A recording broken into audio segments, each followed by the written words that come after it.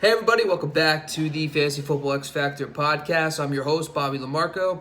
Today we're going to talk about the 2020 opportunities analysis and highlight the top teams that are going to be impacted by this. Also going to, if you haven't heard what the opportunity analysis is, go to my previous post, talks about the history of the opportunities analysis.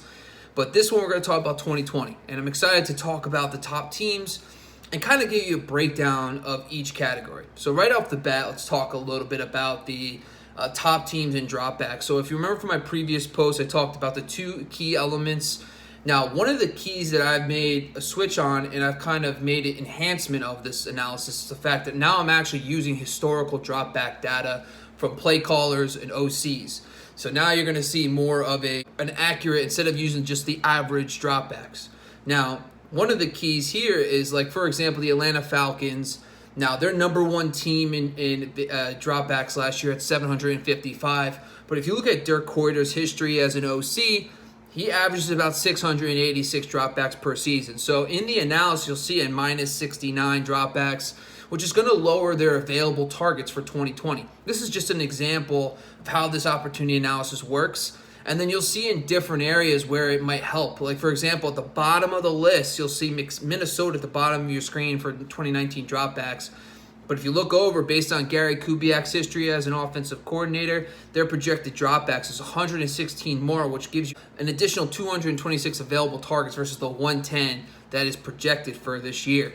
So basically, essentially what we're doing is combining available targets and then also providing you an insight to how many organic increases or decreases in opportunities there will be. So teams like Miami, for example, and Atlanta, had really high dropbacks. Carolina Panthers, their true number is not as high as it looks. So the Carolina Panthers, great example, number 2 last year in dropbacks at 714, now introducing a new coaching staff. Now, Carolina is one of the two teams I had to make assumptions on. Of course, the Carolina Panthers are they're bringing in Joe Brady and Matt Rule. So, I mean, we don't have much data. So what I use is 2 years of the Saints when he was with New Orleans, Joe Brady, and I also factored in the average. So, that's where that number comes from, that 578. Plus with Teddy B as the new quarterback, we're not expecting much pass volume. So you're expecting a significant decrease in dropbacks and opportunities in 2020.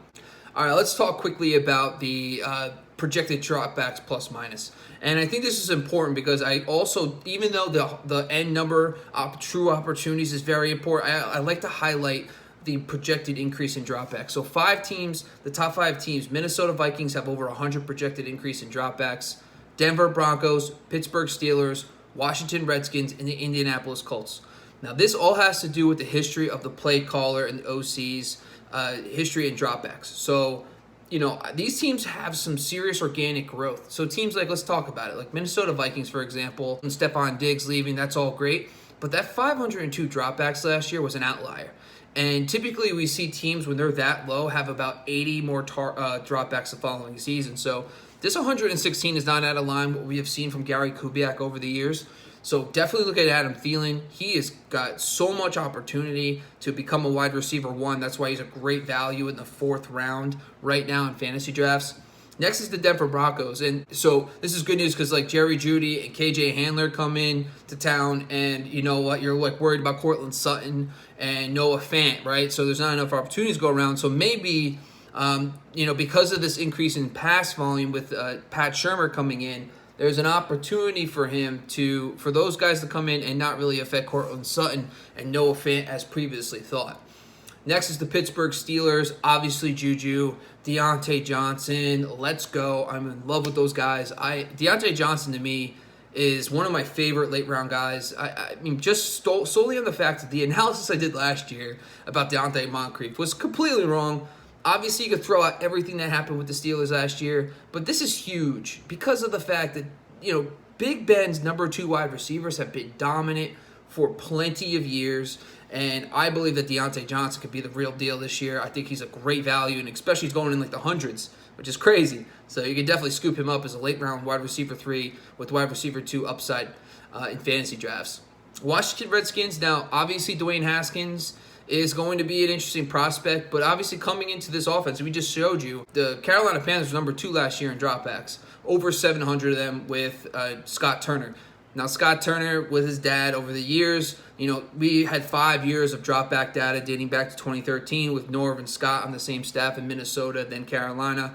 And you're looking at a serious growth in dropbacks for this team, Washington, in 2020 because of that OC change, which is fantastic news for Terry McLaurin. I mean, Derek McLaurin just getting more and more opportunities.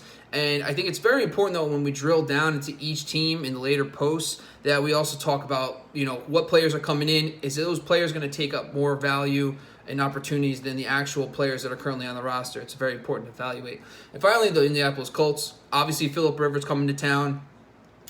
Jacoby Brissett had a down year with all the injuries to the receiver core. 4 of his 5 top players were basically out the whole year. I mean, Eric Ebron, T.Y. Hilton was banged up. Devin Funchess got hurt week 1, and Paris Campbell barely stayed on the field. So the 3 guys, including Ebron, that was supposed to be on the field the most, was barely on the field for Jacoby Brissett.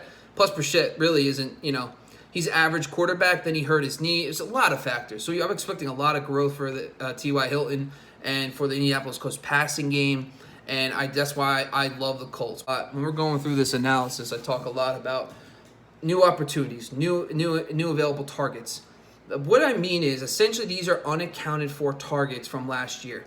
So whether it comes from a player leaving or if there's an increase in dropbacks that we're projecting, these are available targets for anyone. So it could be guys currently on the roster or it can be guys that just got added. So Minnesota's number 1. And listen, I am in absolute love with Adam Thielen this year. 226 available opportunities that, you could bring in Justin Jefferson. He can flirt with 100 targets, and you still have 125 more available targets for guys like Irv Smith, Kyle Rudolph, Adam Thielen. Because like Bisbee Johnson was already on the team last year. He's the number 3 receiver. They run a lot of 2 tight end sets. You can't imagine him making a massive jump in targets. So really, the fact that they didn't do much besides adding a rookie with a limited offseason is why I'm in love with Adam Thielen this year. That's just an example of drilling down into this analysis and what the deep thought will be when we touch on all these teams individually. So this is the 2020 opportunities analysis. Stay tuned because we'll be going through every team and talking about the impact of what this opportunity analysis is. But stay tuned. Follow me on Instagram at Fantasy Football X Factor, on Twitter at FFX Factor. Follow my blog on Roto Grinders. It's R. LaMarco.